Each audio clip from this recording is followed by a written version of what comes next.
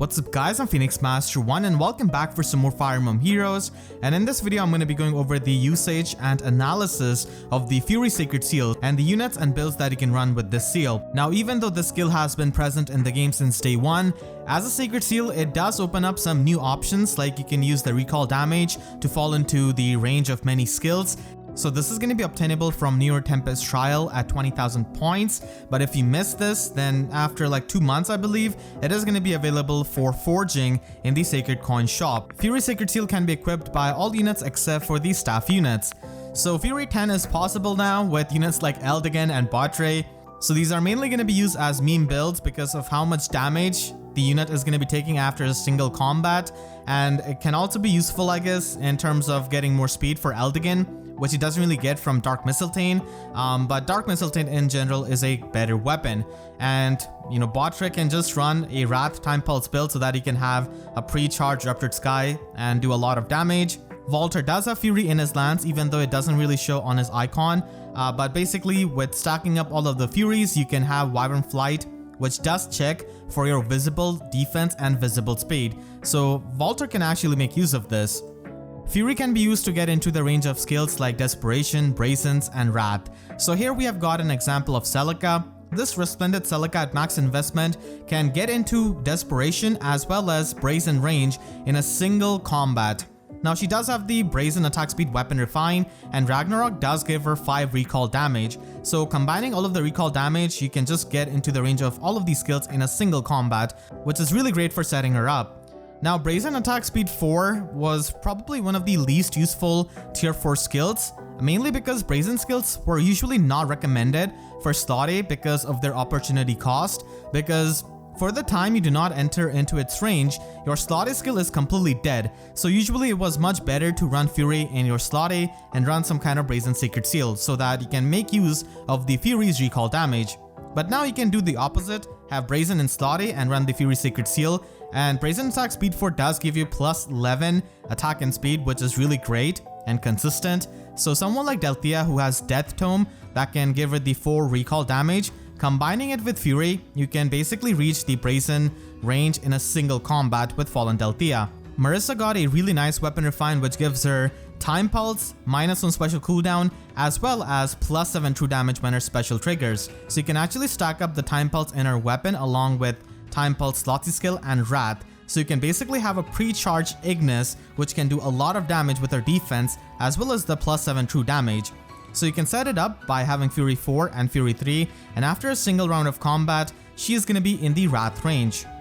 The best competitive use of Fury Sacred Seal is going to be in Aether Raid's offense for setting up Wings of Mercy allies like Dancers and Galeforce units. So that is a very potent strategy now because of the safety fence. Keep in mind the HP number 56. This 56 is really important because if you run triple mythic units and if you run Fury 4 in slot A along with Fury Sacred Seal, then you're going to be taking 14 recall damage per combat, and after 2 combats you would have taken 28 recall damage, which means that you're going to be at half health, and that is going to be activating Wings of Mercy of your Dancers and your Galeforce allies. So you can basically fall into the Wings of Mercy range on a unit who has got 56 or lower HP and runs Fury 4 with Fury Sacred Seal. Now this could be run with triple mythics like I said, which is going to be something you should be running in Vault of Heaven for better scoring. And that was one of the problems with Ninja Lin, that she required like 3 combats to enter the Wings of Mercy range. But now with the plus attack minus HP IV, you could run her with triple mythics, and you can also get into Wings of Mercy range in just 2 combats. So that is extremely good. And Yuri is easily one of the most insane users of the Sacred Seal because of the Canto that he has got in his weapon, his +1 movement, as well as the foul play utility that he can provide. So he's a complete package for hit and run, and now also for setting up Galeforce teams, because with Fury 4 and Fury 3 at Unmerged, he can basically get into the Wings of Mercy range in 2 combats. So you can snipe an enemy's unit on turn 1 and return to safety with safety fence, and then you can just initiate in turn 2 and you'll be setting up the Wings of Mercy allies because of the recall damage. So he's extremely good, and now he's got another option. In my opinion, he's a lot better than Ninja Lin because he's just got more options for dealing with many of the bulky units. Like you can run a pre-charged AoE build, you can also run pre-charged lethality build, so that is all very powerful that Yuri can do.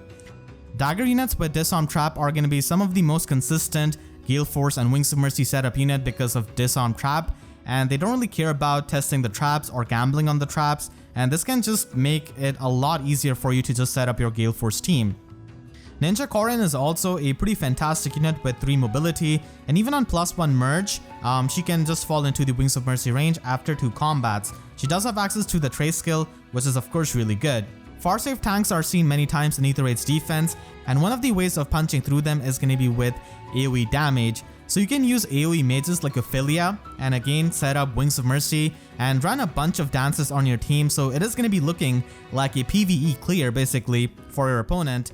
So you can make use of AoE mages a lot better now, and Ophelia is going to be due for a weapon refine, so that is going to be really nice. And now you can use your favorite mages with the Book 3 Halloween weapons for setting up Galeforce for your team. So stuff like Spooky Sensor, Madness Flask has got Fury built into it, and even if you have your favorite unit at max investment like these are, you can still get into the Wings of Mercy range after 2 combats because you're going to be taking 20 HP recall damage after a single combat, so that is a lot. And if you take any kind of counterattack back, like from Node or something like that, then you can even fall into the Wings of Mercy range in a single combat, so that is just really good. And these Halloween weapons have got new value now on so many of these other units who don't really have a preferred weapon, and they're also fan favorites. Legendary Lilina is basically like a horse Ophelia, so you could use her with Gifted Magic and a Fortress skill. Ophelia doesn't have access to the Fortress skill, so this is something Legendary Lilina can do. So even at +1 merge, you can have 56 HP. Again, 56 is very important, and you can also run this kind of build on your Mythics. Now Mythics do not really get any kind of extra stats unless they are in the bonus season, so this makes them a really consistent way of setting up Galeforce, and that's why for the people who have been playing Aether Raid since start, you might remember the Air Force strategy, which was the way of setting up your Galeforce units. And now you can use them with these modern Mythic units as well, like Thor and Uller. Thor can be a really great Galeforce initiator because she has got World Breaker, and you actually want her to initiate so that you can teleport with your other Galeforce allies and not have to use Heavy Blade or Flashing Blade and make full use of World Breaker. The Push Skill and Fury Sacred Seal add up to 11 recall damage, so after 2 combats, Thor can fall into the Wings of Mercy range. You can also run Fury 3 and Fury 4 of course, if you want to have better recall damage of course, and Uller can also be used. I've seen a couple of people use Candle Wax Bow on Uller to set up their Galeforce team, but now that's not needed. You can still use Holy Ufel and run Fury 4 in the Slotty and have Fury Sacred Seal so that Uller can fall into the Wings of Mercy range even in her bonus seasons, so she's definitely a pretty consistent Galeforce setup unit. Unfortunately, she doesn't have access to Disarm Trap like Air does.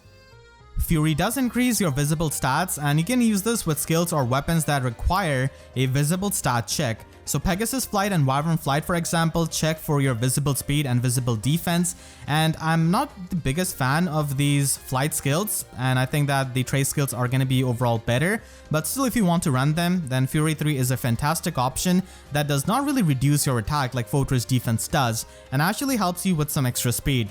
So you could run this build with having Fury 4 and Slotty of course, and Altena can also make use of the Speed Super Boon. You can also use these with some of the earlier weapon refines which had the visible stat checks, like Female Morgan has the resistance check for her preferred weapon.